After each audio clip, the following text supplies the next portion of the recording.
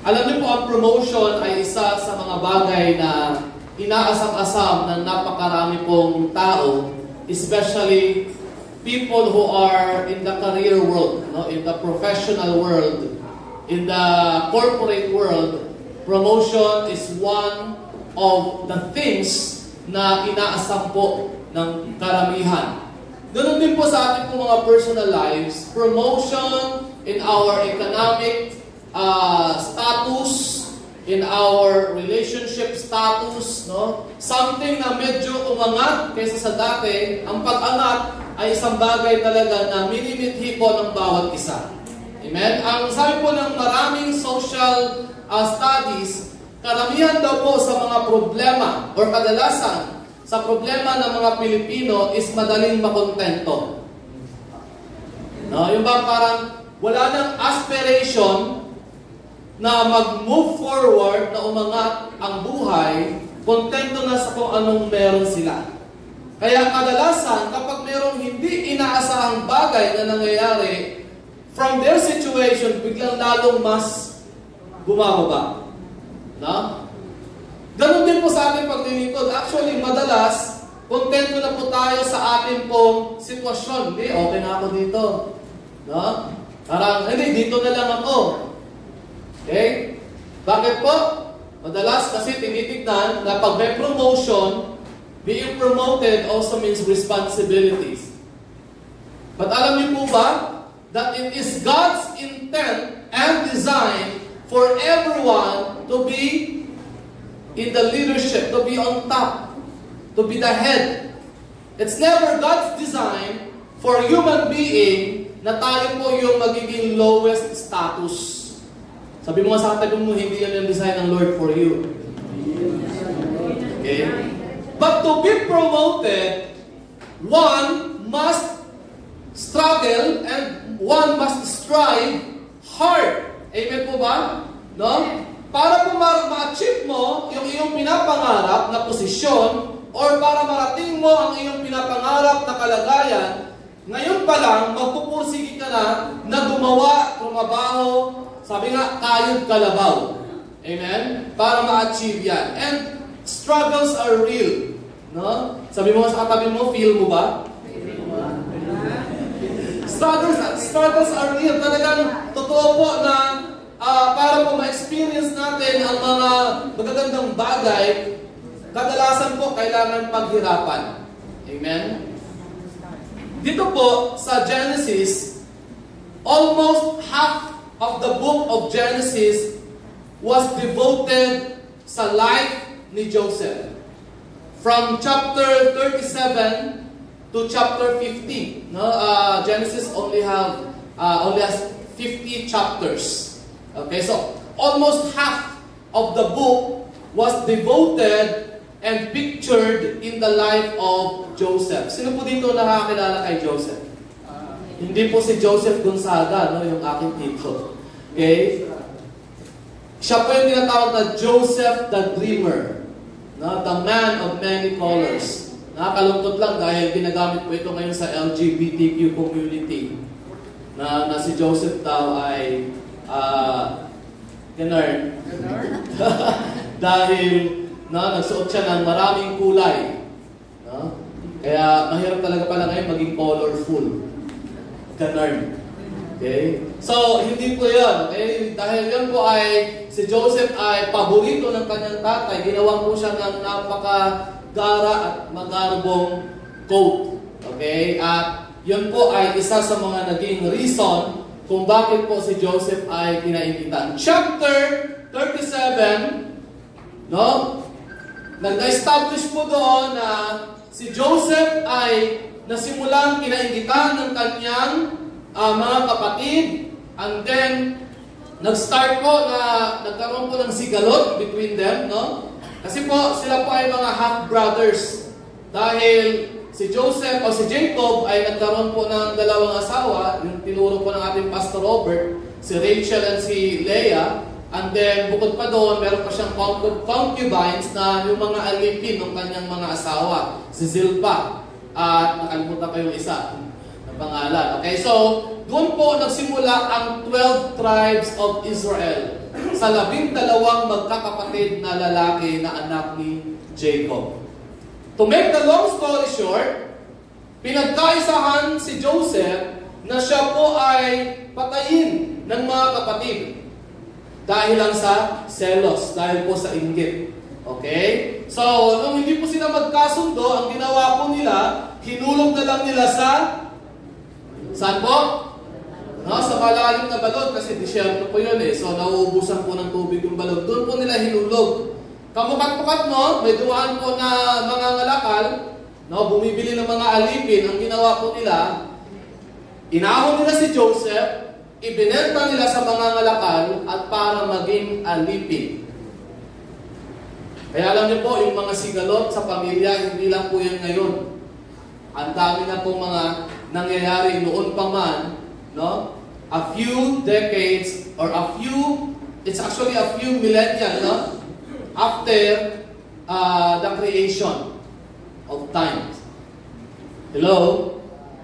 And then Joseph, sabi po ng chapter 42, no? Sabi po, and God was with Joseph. Sinamahan niya, binigyan niya ng pabor. Okay? Napunta po siya sa isang mayaman na taga-Ehipto. Yung pong captain, no? Ng Egypt, mga kapatid. At doon po siya ay nangamuhan or naging alipin. Pinagtripan naman siya ng asawa ni Potiphar. Okay? Potiphar was his master. Pinagtripan naman siya ng asawa, no? Kasi gwapong-gwapo po si Joseph. Pinagnasaan po siya. Ang nangyari, dahil si Joseph po ay faithful sa Panginoon, hindi po niya kayang traidorin at hindi po niya kayang kaligtan ng Diyos. Ang ginawa po ng babae, pinagbintangan po si Joseph ng rape. Okay? At nakulong siya. Doon po sa kulungan, binigyan na naman siya ng pabor ng Diyos. Lahat po na nandoon, talagang very fond sa kanya, tuwa-tuwa sa kanya. And pati yung jail guard, sa kanya po pinagkatiwala yung kanyang buong selda. Sabi po doon, hindi na iniintindi ng jail guard ang buong area na yon sapagkat tiwala ang jail guard kay Joseph. Okay? And then, two of the servants ng king sa panahon yon ay nandun din sa kulungan, the cupbearer and the bread maker. No? So, nagkaroon po ng dreams. Ang ginawa po ni Joseph, nag-interpret siya. Tapos nakalaya yung isa, yung cupbearer, yung bread maker ay pinatay. Okay, yun po yung fulfillment ng kanya pong interpretation. Until such time na si Joseph ay, si Pharaoh ay naginip din, no? At walang ibang makapag-interpret kung hindi si Joseph lang. At yung cupbearer na napalaya after a few years na nakalimutan si Joseph, siya po ang nag-recommend kay Joseph sa Pharaoh. To make the long story short, alam po natin ang storya, si Joseph po ay napalaya sa kulungan at ginawa po siyang Prime Minister ng Egypt. Palapakan nga po natin ang Panginoon. It was all because of the favor of God over Joseph. Amen po? But the promotion was not easy. Hindi po naging madali ang promotion kay Joseph. No? Kung makikita po natin yung struggle over time, no? Over the lifetime of Joseph, bago po niya na-achieve ang promotion po na yon, matindi po ang kanyang pinagdaanan. Hello? Di po ba? The worst part is yung sa kamay ng kanyang mga kapatid. Hello? Hindi po ba? Now, here comes the text po na ating binasa, mga kapatid. Nangyari nga po ang interpretation ng dreams ni Joseph. Nagkaroon po ng famine sa lugar. Hindi lamang po sa Egypt, kung hindi sa buong sangkalupaan, mga kapatid. Kasama po ang Canaan, kung saan nandoon ang kanyang magulang, nandoon ang kanyang mga kapatid, nandoon ang buong tribo ng Israel. Again, Israel came from the name of Jacob, na naging Israel after po na siya ay makipagbuno sa Diyos. Okay? Kung sino po ang nandito last Sunday. So, 2 years had passed wala nang makain ang lahi ni Joseph na nandoon sa Canaan.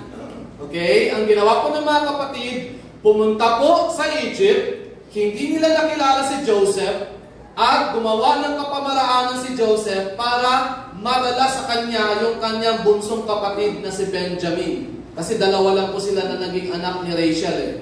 Si Joseph at saka si Benjamin. Okay? And then, nung nakita-kita na po sila, tignan niyo po dito sa verse 45 hanggang verse 3. No? Sabi po rito, then Joseph could not control himself before all those who stood by him. He cried, "Make everyone go out from him." So sabi niya dito, nung nandyan na sa harapan niya yung mga kapatid, kasama na si Benjamin, umiyak po, no? Tumangis po si Joseph, hindi na niya makontain ang kanyang damdamin. Pinalabas niya lahat ng mga alipin ng Egypt at naiwan po ang kanyang mga kapatid. Sabi ito, so no one stayed with him when Joseph made himself known to his brothers. So sila na lang po ang mga magkakapatid na nandun.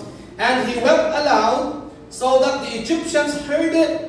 No, yung mga lumabas, narinig po yung iyak ni Joseph. Grabe po yung kanyang pagtangis, no, yung kanyang damdamin. Ibinuhos po niya nung sila po mga magkakapatid ay nagkaharap-harap. Na-experience nyo na ba yun? Yung ba parang lahat ng sama ng loob nyo, nilabas nyo, iniyak nyo. And Joseph said to his brothers, "I am Joseph. Is my father still alive?" Hindi pa po kasi kasama nila doon si Jacob or si Israel. But his brothers could not answer him, for they were dismayed at his presence. So, syempre, imagine mo, yung kapatid nyo na binenta nyo, pinagkaisahan nyo, nasa harapan nyo ngayon, at siya na lang yung inyong aasahan para makakain yung buong pamilya. No? So parang, sampal po yun sa kanila, amen? Sampal, may guilt, no? Meron pong pagkatakot, syempre powerful na yung kaharap nila eh. Baka sila po ay gantihan at samot-saring damdamin po ang maaaring lumukob po sa kanyang mga kapatid. Verse 4, so Joseph said to his brothers, "Come near to me, please." Alam niyo po yung damdamin dito, may kita po natin. Wala po yung sama ng loob. Wala po yung galit. Wala po yung hinanakit, no? Nandoon na po yung pagkauhaw, nandoon na po yung pagkasabik sa presensya po ng kanyang mga kapatid. Amen po ba? Makikita po natin yung kababaang loob po ni Joseph dito, mga kapatid. And they came near and he said, "I am your brother Joseph, whom you sold into Egypt." Pinagdiinan pa eh. Guilty na pinagdiinan pa eh. O ako to, binenta nyo. Diba, parang gano'n, okay? Pero of course, yung kanya pong damdamin, sabi nga po dito, ay umiiyak na po siya. "And now, do not be distressed or angry with yourselves because you sold me here. For God sent me before you to preserve life." This time, binigyan po niya ng assurance ang kanyang mga kapatid. No? Wala akong galit, wala na akong sama ng loob. No? Come near me. Okay? Kasi hindi naman kayo yung talagang nagbenta sa akin kung hindi inalaw ng Diyos na ako ay maparito. Okay? So, nakikita po natin dito yung overview, yung buong larawan ng naging hantungan ng sitwasyon at pangyayari sa buhay po ni Joseph. Nandoon na siya sa mismong sitwasyon na naunawaan niya na ang lahat pala ng kanyang pinagdaanan ay meron pong bahagi at plano at layunin ang Diyos. Amen. Remember this, mga kapatid, there will come a time na pagdadaanan mo ang isang sitwasyon ng buhay mo that you will not understand. In the lives of the ministry, in the area ng ating pong pagpapamilya, in the area ng career natin sa buhay, you will come across a situation na hindi mo mauunawaan ang ba itong nangyayari? Ba't parang talupan ng langit at ng lupa, sabay-sabay, no? Parang hindi ko mawari kung ano ba talaga ang plano ng Diyos until such time na darating ka sa punto na, wow! Kaya pala, pinagdaanan ko to, meron palang purpose. Ito pala ang purpose ng Diyos. Amen. Sa promotion ni Joseph, sa kanya po na-attain na kapangyarihan bilang Prime Minister ng Egypt, hindi po siya nanatili doon sa kapangyarihan na yun. Nanatili po siya, humantong po siya sa realization. Ito pala ang layunin ng Diyos. Kung kayo po ay may pinagdadaanan ngayon na hindi nyo mawari, hindi nyo maintindihan, maaaring this message is for you. No? Kung kayo naman po ay nandoon sa sitwasyon na yung unti-unti nakikita nyo na po ang plano at disenyo ng Diyos, kapatid, congratulations. Meaning, you have attained the purpose of God in your life. And, do not be surprised, kasi meron pa siyang pagdadahan pang higit na magandang bagay sa bawat isa sa atin. Amen? No? So, how did God promote Joseph, mga kapatid? Number one, God prepared the mind of Joseph for promotion. Hindi po nangyari at hindi po nagkaroon ng realization in this particular verse lamang po, mga kapatid. Ang plano ng Diyos at ang pagkilos ng Panginoon ay nagsimula mula pa verse or chapter 37. No? Ipinamalay kay Joseph kung ano ang kanyang plano at kung ano ang mangyayari sa pamamagitan po ng panaginip. Chapter 37, verse 5 to 7. Basahin nga po natin. Sabi po dyan, now Joseph had a dream. And when he told it to his brothers, they hated him even more. Okay? He said to them, hear this dream that I have dreamed. Okay, sabi dyan, behold, we were binding sheaves in the field, and behold, my sheaf arose and stood upright, and behold, your sheaves gathered around it and bowed down my sheaf. Okay? Ano po sabi dyan? Verse 8? Sabi po sa verse 8, anong ibig mo sabihin? Kami ba ay luluhod sa iyong harapan?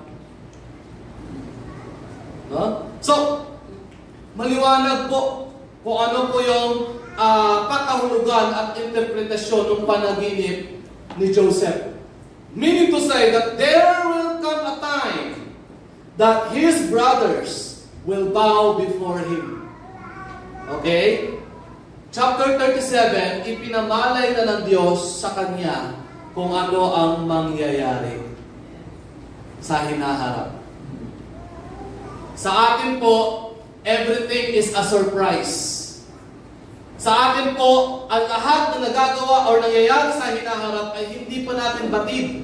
Kaya pag nangyayari na, parang something is surprising. No? Nakakagulat. Pero sa harapan ng Diyos, everything is finished. Everything is complete. Yes. Ikaw na lang ang kinakailangang dumaan sa ganung pagsubok. Amen? No? So, ang preparation is hindi lamang po sa ngayon. Ang preparation is noon. Amen? Kaya, tandaan niyo po ito, kapatid. Merong magandang plano ang Diyos sa buhay ng bawat isa. Amen. Kaya ang preparation mo ay ngayon. Bago ka dumating doon, ang preparation mo ay ngayon. Sinasabi sa iyo na salita ng Diyos that He has good things, no, in store for you.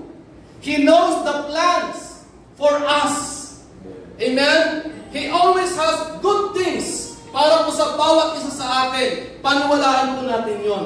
But for us to achieve and to receive that good things, meron po tayong pagdadaanan.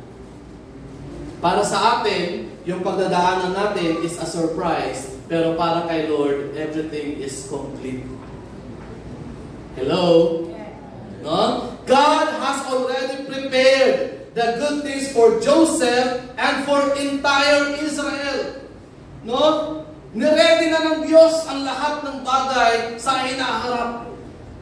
Ang kailangan nilang gawin ay dalhin at pagdaanan ni Joseph at ng buong Israel ng kanyang mga kapatid ang lahat ng bagay na ito. Kung minsan po, inaalaw ng Diyos ang mga pangit na bagay to prepare us for everything that He has planned for us. Yes. It doesn't mean na ang Diyos ang nagkontrol sa isipan ng kanyang mga kapatid. Bakit po? That is a violation of the will of man. No? At hindi po maaaring kontrahin ng Diyos ang kanyang sarili para i-manipulate ang isipan ng tao sapagkat binigyan niya ang tao ng sariling kaisipan at sariling kalooban. Hello? No? Whatever Joseph's brother decided, decision po nila yon. Kung minsan po, yung pangit na desisyon ng ating mga kaibigan, kakilala, kapatid, pastor, kamag-anak, magulang, sinisisi natin kay Lord. Mali po yung theology na yun. Mali po yung mindset na yun. Lord, bakit po mo ginanito? Dahil lang someone did offense or did wrong against you, ang blame mo kay Lord? Meron ako napanood isang commentator, isang apologist na sabi niya, hindi mo pwedeng isisi sa composer kung pangit ang pagkakanta ng singer. Tama, mali? No? Hindi mo pwedeng isisi sa composer na pagkaganda-ganda ng lyrics, pagkaganda-ganda ng bawat nota na nilapat dun sa kanta, tapos nung kinanta na ng singer, ang pangit ng dating parang latang basag. No? Tapos ang sinisisi ng audience, yung composer kasi. Kapatid, whatever your neighbor, your loved ones have done to you, it is never God who has done it against you. He simply allows it to happen. Hello?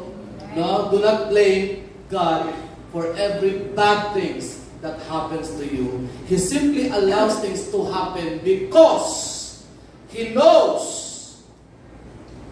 na kailangan mo yon para ihanda ka sa magandang bagay na nakalaan para sa iyo. Amen? Palakpakan nga po natin ang Panginoon. Hallelujah!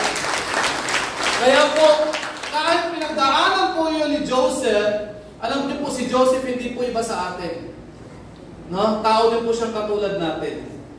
At kung babalikan po natin mga kapatid, yung pong few verses back or few chapters back, umakto din po si Joseph na galit. Nagalit din po siya sa kanyang mga kapatid. No? Hindi po siya parang napaka-superior human being na hindi makaramdam ng galit or hinanakit sa kanyang mga kapatid. Nagalit din po siya mga kapatid. But you know what? After all those experiences, nakita po niya yung beauty ng plano ng Diyos at na-realize po niya, eto pala ang purpose ng Lord. No? Bakit? Na-prepare ang kanyang mind. Nakita niya na yung kanyang panaginip, probably and most probable, na nag-reflect siya, parang ito yung panaginip ko before.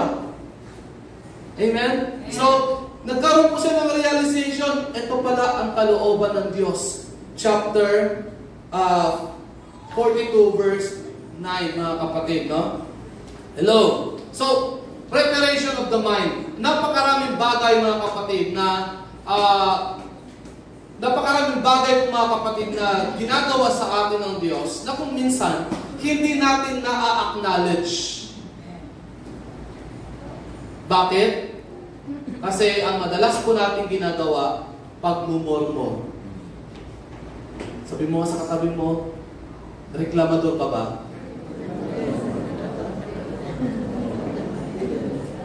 Madami po sa atin, eto pa, madami po sa atin ang reactive. Sabi mo sa katabi mo, aminin mo na. Yung bang nauuna nang mag-react bago mag-reflect. Nauuna nang mag-react sa sitwasyon bago pa mag-reflect kung ano-ano nang nabibitaw mo salita, kung ano-ano nang mga nasasabi, marami nang na-offend before pa niya mag-reflect. Tandaan po natin ito. Once words have been given or have been delivered, it cuts to the heart.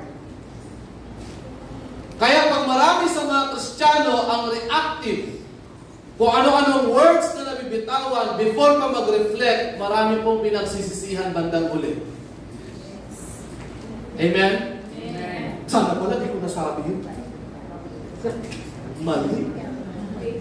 Ha? Kasi po, the Bible tells us about self-control. Napakahalaga na ang bawat Kristiyano matutong mag-tame ng ating mga dila. Sapagkat sa bawat sitwasyon, normal po ang mag-react.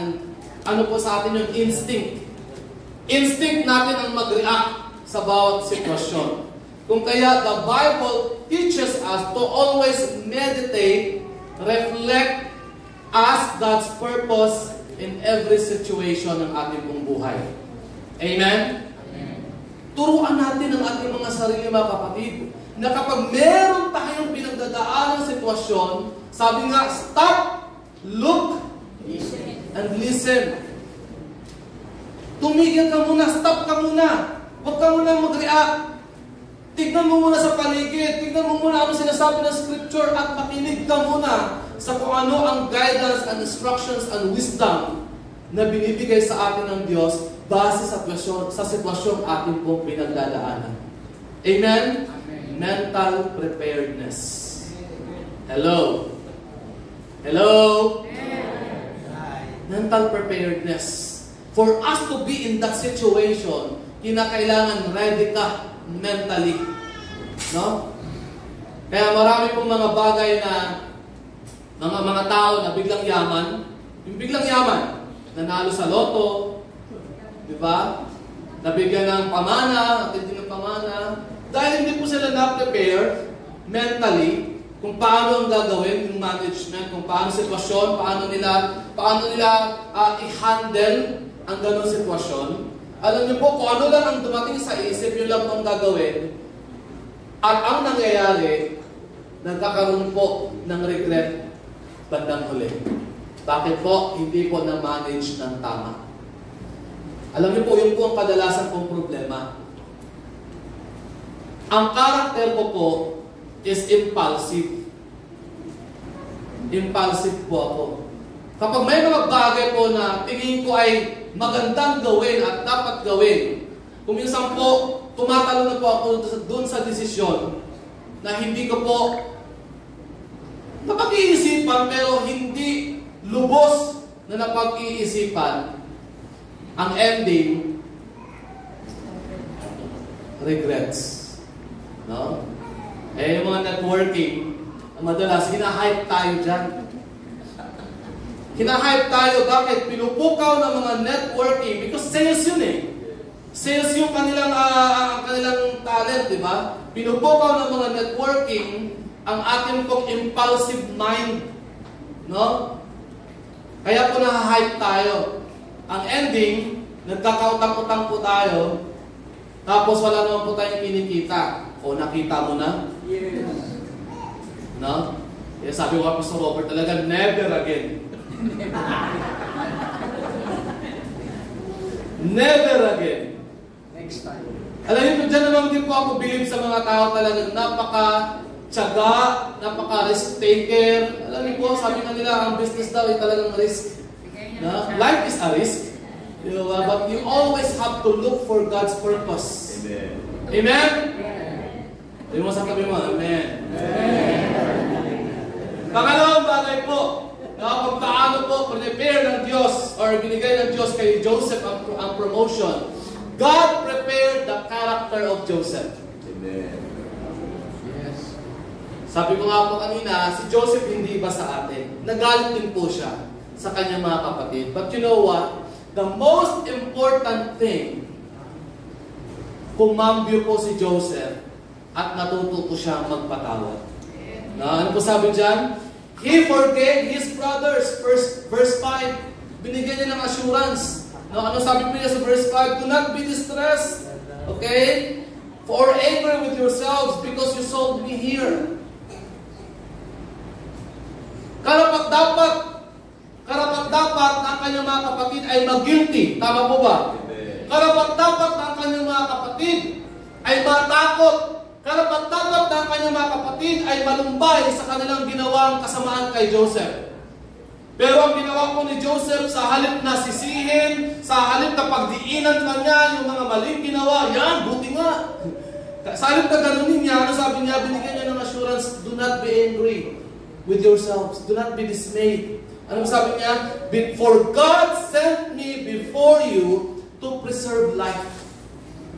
Wow. Ang pangit ng ginawa ng kanyang mga kapatid, pero ginawang maganda ng Diyos. Inalaw ng Lord ang pangit na kaisipan ng mga kapatid ni Joseph for Joseph to rise in power and to preserve life, especially the lives of Israel. At alam niyo po, dahil preserve ng Lord ang Israel, hindi lamang po ang Israel ang nag-enjoy, pati tayo po ay nakinabang. Dahil nagkaroon tayo ng kaligtasan through Israel. Through Jesus Christ. Hello? Ang plano ng Diyos, tignan niyo po yung kagandahan ng plano ng Lord. Yung plano ng Diyos kay Joseph, hindi lamang po nagtapos kay Joseph at sa Israel, na-extend hanggang sa atin. Amen.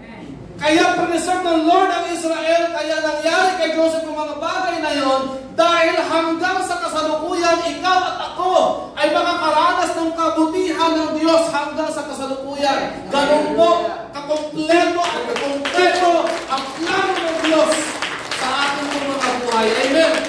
That's the beauty of our God. Kasi hindi po sorpresa sa kanyang lahat ng bagay. Mula simula hanggang wakas, alam na niya. Pinaplano na niya, nasa isipan na niya, ginagawa na niya. Amen.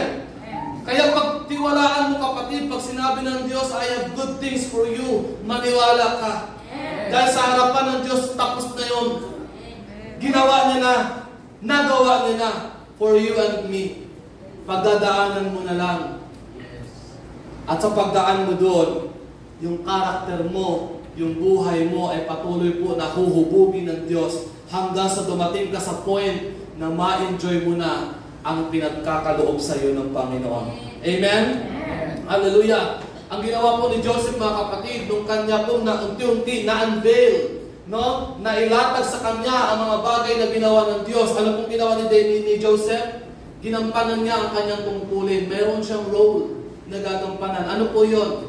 Dahil gusto ng Lord na ma-preserve ang Israel, at ako ang nandito sa kapangyarihan, ako ang nandito sa sitwasyon na merong kakayanan para tugunin ang kanilang pangangailangan. Anong ginawa ni Joseph? Tinugon ba niya? Tinugon po ba niya? Yes. Hindi lang po sila binigyan ng pagkain ang ginawa ni Joseph, kasi 5 years pa eh. 5 years pa ng kagutuman ang darating eh. Anong ginawa ni Joseph? Bumili siya ng portion ng lupain ng Egypt, yung tinatawag na Goshen. At doon po niya pinatira ang kanyang lahi hanggang sa 400 years, dumami po na dumami ang Israel. Hello? Kapatid, promotion is not meant only for you. Promotion is not meant only for you and for your family to enjoy. It is meant for God's purpose para ma-extend, ma-preserve ang life, and when time comes na meron kang kailangang tulungan at meron kailangang buhay na masagip, dahil ikaw ang meron, kapatid, gampanan niyo po ang iyong tungkulin bilang ikaw ang pinagpala ng Diyos para abutin ang sinumang nasa pangangailangan. Hello? Ikaw ang merong kapangyarihan eh. Ikaw ang merong opportunity para sila ay i-preserve, tulungan, abutin. Do your part. Because after all, you are in that position because of God's blessing and promotion. Amen. Hello? Kaya po, dapat at nakakatawa pong isipin na tayo po dito sa JCCI Unified ay meron po talagang pagtutulungan.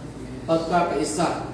Tinitignan lang po natin, akala natin programa, pero alam niyo po, ang impact ng ating pong ginagawa is lifetime. Lifetime. Katulad po, simpleng programa lang. Yung ating pong pabaon program, no? Sabi ko nga, sa halagang 700 na mabigay natin sa isang estudyante sa pamamagitan ng 20, 10, 50, 200 na pinagsama-sama natin sa ating pabaon program. Yung 700 na yun monthly, 700 na bawas sa gastusin ng magulang, pambayad, kuryente, tubig. And because of that, meron po tayong mga college students na makakagraduate at lifetime po ang impact nun sa buhay po nila, mga kapatid. Palakpakan nga po natin ang Diyos. Para dumating sila sa ganung sitwasyon ng kanilang buhay, ngayon pa lang, kinakailangan na po natin magsama-sama, magtulong-tulong at pagdaanan together, no? Yung pong sinusuong ng ating mga estudyante. Hello? That's the beauty ng pag-ibig ng Diyos na namayani po dito sa atin sa JCCI Unified. Amen? Preparation of character. Kapatid, hindi po maganda sa isang taong pinagpala ng Diyos ang meron pong pangingimi at pagdadalawang isip na abutin at tulungan ang mga kapatid na nangangailangan. Sabi mo sa katabi mo, hindi maganda yon. Walang Kristiyanong madamot. Because as you decide in your heart, sabi po ng 2 Corinthians chapter 9, as you decide in your heart, nauna ka nang mag-decide para magbigay, no, sa nangangailangan, no, umabot, no, sa ministry ng mga santo, ng mga lingkod ng Diyos. Sabi doon, as you decide in your heart, the supplier of the seed will give you more, and more. Kailangan lang po tamang karakter. Para ma-receive, no? Pag na-attain mo yung promotion ng Lord, tama na po yung iyong mindset, tama na po yung iyong lifestyle, yung iyong puso sa harapan ng Panginoon. Amen? Pangatlo po, God has His way of promoting us. No? Verse 4 to 8. No? First, He has His purpose of promotion. Hindi lang po nakita ni Joseph agad-agad yung purpose na yon. Diba? Ganun din po sa atin. Hindi po natin kaagad-agad makikita, kaya pala ako pinagpala ng Lord, kaya pala ako dumating sa sitwasyon ito. Kung minsan, dumating po yung mga challenges and situation, pag nalagpasan mo yon, hindi pa kaagad-agad magsisink in, may mga bagay pa na nangyayari, and then you will realize, kaya pala. Pero sa simula pa lang, nandun na kaagad ang layunin ng Panginoon, kaya kanya pag pinagpapala. Amen? Second, He sets His plan. Alam niyo po na akin itong pinag-aralan. Joseph is the only character in the Old Testament, at least in the Old Testament, that God never directly speak with. No? He never spoke directly to Joseph. Diba? From Adam to Noah, to Abraham, anong ginagawa ng Lord? With a loud voice, directly, kinakausap niya sila. Pagdating kay Joseph, there was never a mention na, and the Lord said to Joseph, and the Lord said to Joseph. Wala! Only in dreams. No? Na nagbibigay sa Lord ng panaginip, and then with the dreams, binibigyan si Joseph ng wisdom to interpret. Nagigets niyo po yun? Very different yung pagdideal ng Panginoon kay Joseph.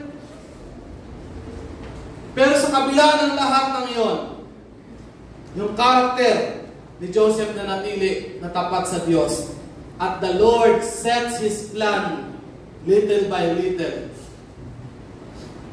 Imagine niyo po, ang ganda na ng ginawa ni Joseph doon po kay Potiphar. Pinagyaman. No, gumanda. Ang ganda ng management ni Joseph. Pinagbintangan siya ng asawa. Anong ginawa ng ni Potiphar? Pinakulong siya. Di ba? Kung ikaw si Joseph, pambihira. Minanage ko ng tama. Ang ganda-ganda ng ginawa ko. Tapos, napagbintangan ako. Hindi wala man lang investigasyon siguro nangyari. No? Diretso eh. Nakulong siya. Noong nag-interpret siya ng panaginip ng cupbearer, napalaya. Pambihira. Ilang taon nung limipas, hindi man lang ako nakalala. Kung ikaw si Joseph, uy, mangangayaw ka eh. Ayoko na nga. Ayoko na nga. Amen? Yes. Ayoko na. Marami sa atin ang ganon. Nagdidwell tayo sa past. Amen? Itong taon to. Ano to eh? Iyan yung talaga naman. Ganun tayo eh. Hindi natin nakikita na kaya pala nangyayari yung mga bagay na yun, meron na palang nire-ready ang Lord. Imagine kung itong cupbearer, no? Ay agad-agad gumawa ng paraan para siya po ay palayain, tulungan siya, etc. No? Kapag nung nanaginip ang Pharaoh, probably wala na siyang pwede i-recommend kasi wala na si Joseph. Nakalaya na, pumunta na kung saan-saan. Probable. Amen po ba? Pero those things happen, in-orchestrate ng Diyos, niready ng Panginoon para ang promotion ay ma-receive at ma-attain ni Joseph. Hello? Yes. No? Pinagtagpi-tagpi ang mga bagay, ang mga sitwasyon, yung mga pangit na mga desisyon at reaksyon ng mga nakapaligid, in-orchestrate, pinaganda ng Diyos dahil sa isang mas magandang plano ng Panginoon kay Joseph. Palakpakan natin ang Lord. Hallelujah. Kaya ang sabi, His ways are higher than our ways. His thoughts are better than our thoughts. Amen. Pakita natin dito, Lord, bakit naman di mo naman, doon pala kay Potiphar, pwede na siya i-promote eh. Doon pala sa cupbearer, binigyan ng interpretation, pwede na mas magandang mangyayari eh. Hindi eh. Mayroong better ways ang Lord. Hello? Sabi mo sa katabi, huwag ka pag marunong. Kaya mo pinagdadaanan niyan kasi mayroong plano si Lord. Pagtatagpi-tagpi ng Diyos ang magandang bagay, ang mga sitwasyon, ang mga tauhan, ang mga karakter para dalhin ka sa magandang bagay. Hello? Now, He sets His plan. Third, He will show you His favor by blessing those who are around you. Sa bawat tao na nakasalamuha ni Joseph, alam niyo po, ang pabor, hindi lang kay Joseph, kung hindi sa mga tao nakapaligid sa kanya. First, kay Potiphar, doon sa jail guard, sa mga tao doon sa jail, then, kay Pharaoh. Amen po ba? No? Kung minsan po, naiingit tayo eh. Siya nakalaya na. No, ako nandito pa. Siya pinagpala. Ako, ang tawon. Bisaya pa, nagrungkoy. No? And minsan, dumating po yung point, sino po dito nakaka-experience na parang nagkakaroon tayo ng inggit na sila pinagpapala. Oh. Sila blessed na blessed. Oh. Diba? Tapos parang ikaw, parang kumakanta na lang, pangarap ka na lang ba?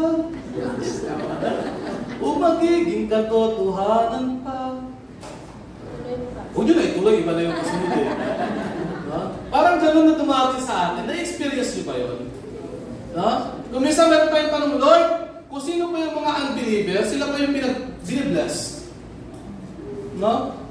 If we will consider the book of Genesis, people around Joseph were unbelievers. Pagan. Sumasamba sa ibang Diyos. But wherever Joseph is, hindi directly na kay Joseph ang blessing. Binibless ng Lord, people around him. People around him is blessed. And then, until such time, na eksaktong panahon at pagkakataon na ang dumating, saka po narisip ni Joseph ang laksa-laksang pagpapala. Amen! Wow! Yes! Kapatid, panghawakan mo I receive it. Mayroong tamang panahon ng Diyos para sa Yes. Amen. Receive it. Amen. Yes. Hallelujah. The Lord is working over you. He's working with the people around us to bless them as He will also bless us. Our application, sabi po ito, understand, we have to understand that all the bad things that have happened to you is never God's intent. It is never God's intent. No? Hindi po disenyo kailanman ng Diyos na tayo po ay paranasin ng masasamang bagay. But He simply permits. No? So we have to seek God's purpose in every circumstance, mga kapatid. Hello? Seek God's purpose. Lord, ano nga ba ang layunin? Bakit ko ba ito pinagdadaanan? Maybe to make you strong. Maybe to mold you para hubugin ang karakter mo. Maybe to change yung pag-iisip mo, yung perspective mo sa buhay. Maybe to prepare you for the good things to come. No? Trust that God is never late. He only has His time sets. Amen? God is never late. Meron lang po siyang tamang panahon na nakalaan para sa bawat isa sa atin. Amen po ba? Magtiwala po tayo sa Diyos. And our theology po, sa talata, nakikita po natin, God is the God of promotion. It's very clear. Sabi po ni Joseph, siya ang naglagay sa akin sa posisyong ito para mamahala sa kaharian ni Pharaoh at sa kanyang mga ari-arian. Ang Diyos ang nag-promote kay Joseph. Amen. God orchestrates our future. Sabi ko kanina, para sa ating surprise ang lahat ng bagay. Pero para kay Lord, kompleto at tapos na. Amen? Yes. Siya po ang nagtakda ng bawat panahon, pagkakataon at mga tauhan na tayo po ay makakasalamuha at makakaranas upang makamtan natin ang mabubuting bagay. Pangatlo po, God leads us to where we should be. Amen? Sabi ko nga, ilang beses sa aking buhay na gusto ko nang tumakas sa pagpapastor. To the point na even yung pagpupuriya, mission ko no, gusto ko nang patusin.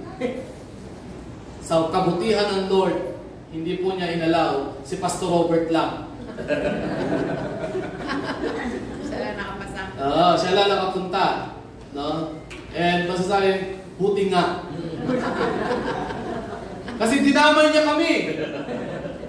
Gusto niya rin pala tumakas, no? Para lang, siyempre, maintindihan natin bilang human human nature, di ba? Magkakaroon tayo ng pagdadalawang isip na college yung anak ko, may gagatas, etc. Anything na may experience natin.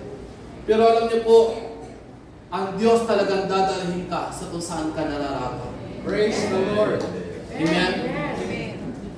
Kaya lahat ng bagay na nangyayari po sa ating mga kapatid, una, magtiwala tayo sa Diyos. Pangalawa, hanapin natin ang kanyang kalooban. At pangatlo, manatili po tayo sa kung ano po ang disenyo, ang purpose, at ang plano ng Diyos sa ating po mga buhay. Amen? Sabi mo sa katabi mo, manatili. Manatili ka at magtiwala ka sa Panginoon. Hallelujah. Tayo po lahat ay magsitayo. Praise God. Hallelujah. Sino po nasasabi dito mabuti ang Diyos? Hallelujah. Sino po ito handang mag-receive ng promotion ng Panginoon? Hallelujah. Hallelujah. Meron tayong awit kanina. Yung huling awit kay buti mo. Amen. Mabuti po ang ating Diyos. Amen. Hindi lamang noon, kung hindi hanggang ngayon at maging bukas, ang Diyos ay mabuti sa bawat isa. Hallelujah. Hallelujah. Hallelujah. Patuloy po natin ideklara, awitin ang kabutihan ng Panginoon.